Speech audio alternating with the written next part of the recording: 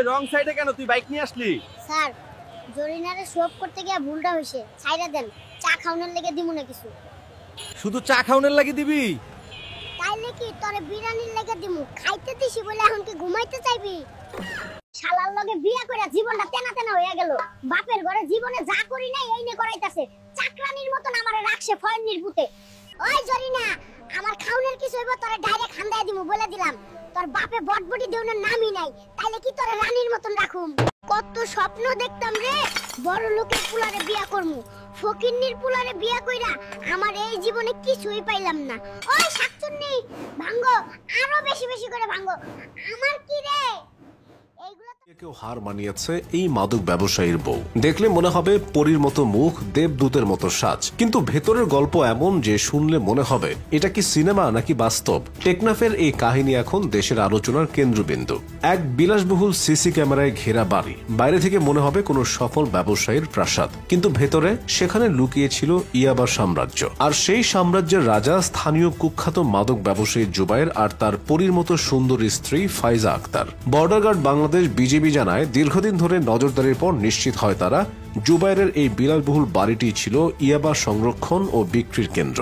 তারপরই টেকনাফ ২ বিজিবির অধিনায়ক লেফটেন্যান্ট কর্নেল আশিকুর রহমান অর্ধ শতাধিক সদস্য নিয়ে অভিযান চালান। রাতভর টানটান উত্তেজনা, সিসি ক্যামেরায় ঘেরা বাড়ি ঘিরে রাখে বিজিবি। ভেতরে তখন লুকোচুরি চলছে, কেউ পালাতে চাইছে, কেউ গোপনে লুকিয়ে আছে। এক পর্যায়ে ধরা পড়ে আয়ুব আলী। সে বাড়ির ভেতর থেকে ইয়াবা নিয়ে পালানোর চেষ্টা করছিল, আর আত্মগোপনে থাকা জুবায়েরের স্ত্রী ফাইজা আক্তার তাকেও আটক করা হয়। অভিযানের সময় বাড়ির ভেতর থেকে যা উদ্ধার হয় তা দেখে চোখ কপালে উঠে যাবে। গোপন কুঠুরি থেকে পাওয়া যায় ১৯,২০০ পিস ইয়াবা, নগদ ১০,৩০,০০০ টাকা। আরও পাওয়া যায় ৭টি চাপাতি, 4টি চাকু, 2টি ওয়াকিটকি, 4টি সিসি ক্যামেরা, এমনকি ইয়াবা প্যাকেট করার মেশিন আর গোপনে ইয়াবা পরিবহনের জন্য পরিবর্তন করা 2টি মোটরসাইকেল।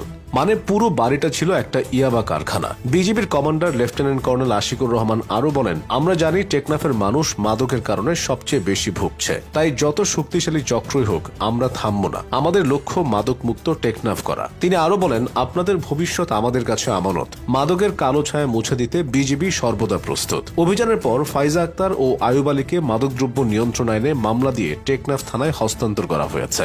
আর মূল হোতা জুবায়ের এখনো পলাতক। তাকে ধরতে বিজিবির অভিযান চলছে জোরে সোরে। তদন্তে জানা গেছে জুবায়েরের বিরুদ্ধে আগেও চট্টগ্রামের কর্ণফুলী থানায় মাদক মামলা ছিল, অর্থাৎ বহুদিন ধরেই সে এই অন্ধকার ব্যবসার সঙ্গে জড়িত। এই পুরো ঘটনা শুধু এক দুঃসাহসিক অভিযান নয়, এটা এক সতর্কবার্তা। বাহ্যিক সৌন্দর্যের আড়ালে কখনো কখনো লুকিয়ে থাকে ভয়ানক অপরাধের গল্প, যেখানে একদিকে রূপের মোহ, অন্যদিকে ইয়াবার ভয়ানক জাল। বিজিবির এই অভিযান প্রমাণ করেছে যে যত ক্ষমতাবানই হোক মাদকের বিরুদ্ধে যুদ্ধ থামবে না, কারণ এই লড়াই শুধু আইনের না, এটা আমাদের ভবিষ্যৎ প্রজন্মকে রক্ষার লড়াই। টেকনাফের বাতাসে এখন একটাই প্রতিধ্বনি, মাদক মুক্ত বাংলাদেশ চাই। আর সেই পথে বিজিবির এই অভিযান নিঃসন্দেহে এক বড় পদক্ষেপ। যেখানে এক পরীর মুখে লুকিয়ে ছিল অপরাধের মুখোশ, সেখানেই শুরু হয়েছে সত্যের জয়যাত্রা।